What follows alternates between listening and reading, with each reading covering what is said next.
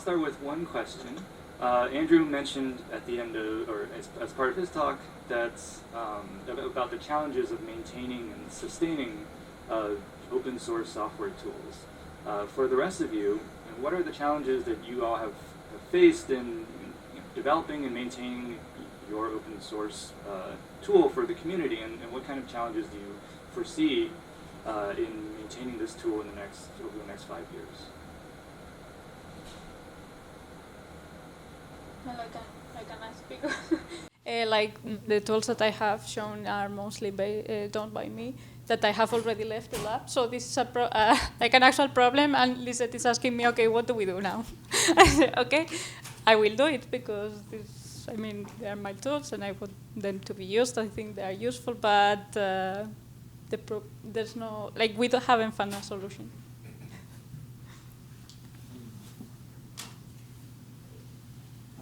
Money's helpful.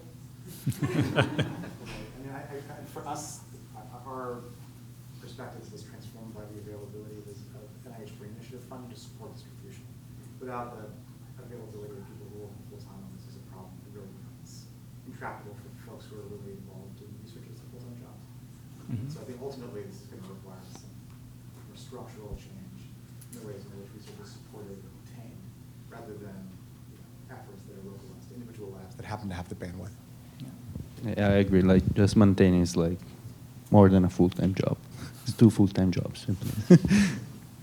Yeah, but I think the field is moving forward. I mean, this getting more and more recognized as like expertise that also should be funded as like aside from research. So you get all these dissemination grants, other like foundations, like Simon's Foundation, like CZI, funding like open source software as well. I mean, I think as we move forward, it's being perceived by the community and the funders that open source software is an integral part of research, right? Thanks. Andrea, what's the situation in Europe? So I mean, yeah, things were greatly helped by the Human Brain Project. That was, did it? Yes. Okay. That was obviously a source of funding which let us do things in a much more rigorous way and actually hire people to work on these tools rather than, NEO existed as a project for many, many years before it really started to take off and become very, very widely used. So it's important that we had this community sustainability for the project from the early days, but it was definitely helped in terms of quality and development speed to have this funding. Now that the Human Brain Project has finished, it's unclear. So we would hope that with eBrains, that national national funding agencies will start to step up, and they're saying nice things about that. But we have to wait and see if that translates into money in practice. Yark first. So money is one factor, right? Or one way to sustain or help to sustain. Others, I could name tests, right? Integration tests, then continuous development platforms, right? So which help to run those tests, but maybe run other tests, but altogether it's automations, right? Then students, which is like low paid fast course, right? Which can help to sustain, but you need to teach them, right? So there is all these kind of ways how you could sustain or different factors. What would be your rating, among those? What is most important? What would you recommend to other projects to kind of adapt based on your experience so far? Money? No, I think like shared knowledge. I think this is very important, right? If you are able to basically get many other people involved, maybe initially just because they take an interest in the project, that help things out. We actually have an example here I want to call out, like Zach there. It just like contributed massively to Spike Interface. He read all our badly written non-English speaking documentation and fixed it all, and is getting involved, and other people got involved like this, getting this like community traction and like enthusiasm. I think us as developers, we are the first that needs to be enthusiastic about the tools. I mean, otherwise we wouldn't be doing it. But being able to also get this like community involvement, I think that would be top one.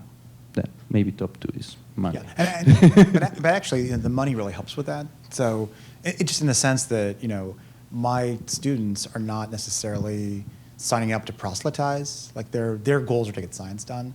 And so having kind of key personnel whose job isn't just to kind of work on maintainability, but actually to go out into the community and like actually one of the people who's working on that for motion sequencing right now is at a training course in Jackson Labs teaching others to use the actual code, like walking them through demos and all that stuff. That's an essential part of the job, and it's actually very difficult for postdocs who are in the job market to take on that role.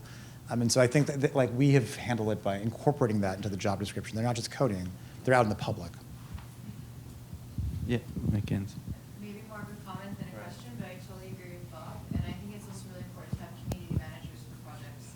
So like, for example, Deep Lab has 115 external contributors, but it's very hard to maintain like long onboarding of contributors. So we work very hard to do this, but it's super challenging. And it's 3 full-time people that work on maintenance and a community manager for this project, for example. So I think but it comes down to money. I mean, tests don't solve it, right? They're writing tests, obviously, for maintaining. What if the test fail? Jerome. So something that is a lot on my mind, and I don't expect a final answer today. So as we grow as a community and depend on each other, code readability is really important, so that people can access. And I've seen that sometimes projects build layers upon layers upon layers.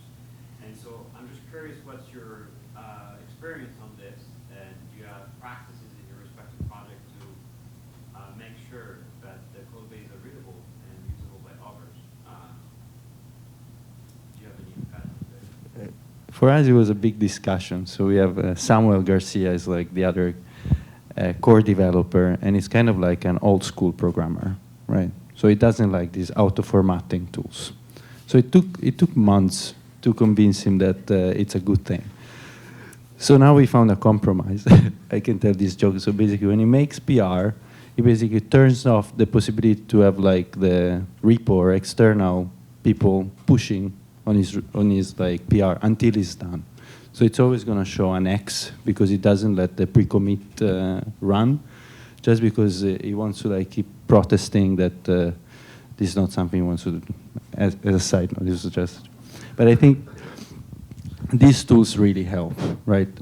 Black, Flake8, all the other automation tools that, I mean, at least like in terms of like being able to read code that has been formatted in a standard way, right? The other thing could be, of course, adding comments, documentation, maybe write comments in like good English and getting help in that, yeah. But I agree, it's a big, especially as these projects are growing massively in like lines of code and. Yeah, I can perhaps say that it's been a learning process. I think we've learned to really emphasize code that's easy to understand over clever code. We've done a lot of refactoring where we've basically taken elegant, simple code, stripped it out and replaced it with very basic, almost cookie cutter type code, just because it's easier for new developers to then pick it up and build on it. Right. First of all, quick remarks. So you brought up that it's not the job of students to proselytize, and there should be somebody in the lab who's more dedicated to this outreach thing. A less religious, more technological way to put the proselytizing thing would be professing something. I don't know if universities hire people whose job description has to do with professing, but that's but the more downward question though was when you develop AI classifiers, right? You can think of the classifier which comes out at the end as a piece of software which is compiled based not just on human readable instructions, but also on a set of training data, right? Even for normal software, of course, compiling bit identical results is not really a thing that commonly happens, right? But what's the situation for classifiers? Like, can I be reasonably certain that given the same instructions and the same training data, if I do that multiple times, the classifier will be quasi-identical, if not bit identical? So whoever knows the answer. I mean, just speaking for when we publish a paper, we publish a repository with all the code and all the data sufficient to reproduce every figure. And so for us, it's a basic tenet that we run classifiers many, many times and restart them a billion times. We don't report anything that isn't basically reproducible. And when when there's jitter, we report it. We report the error bars. Like you regenerate the classifier Yeah. from scratch? Yes. multiple times. Yes. Okay. Yes. We don't publish that many classifiers, so it's easy for us to do. But yeah, yes. And, sorry to continue. And is it that very often it goes wrong and you need to do this to make sure that it's a good classifier, or usually it goes right? It depends on what you're doing in the data, obviously. All right, Nima? You mentioned, you got 100 people joining the hackathon. So how come they're not helping in maintaining, what you have created or advancing? Why not use that momentum that you have created to push this forward? Yeah, actually, well, because I just left the lab, it's a moment a bit weird, but we are thinking of doing something similar next year. Probably, well, because we are experts in hippocampus, probably doing something similar, like having a fundamental question that is not solved and think a way in which it's easy for people, even for undergrad students, to do something. So it has to be, I don't know, it's not easy to what problems can be done in a hackathon, well, and it is in these schematics. But yeah, we like it. We like the idea. I think it's very easy to have momentum. So we came up with the idea, and 3 months later, people were starting to know about us. And 2 months later, we ran it. So and we had people not only in Spain, where we are from, also from all parts of Europe. So I think if we will probably try to do it annually or every 2 years, and it's engaging a lot of people, a lot of community. Of course, if anyone is interested, we can talk about, and maybe with more people engaged, there are more ideas. We can reach to more people. So yeah, we are very, very keen to use any momentum, any people. All right, let's thank the speakers again.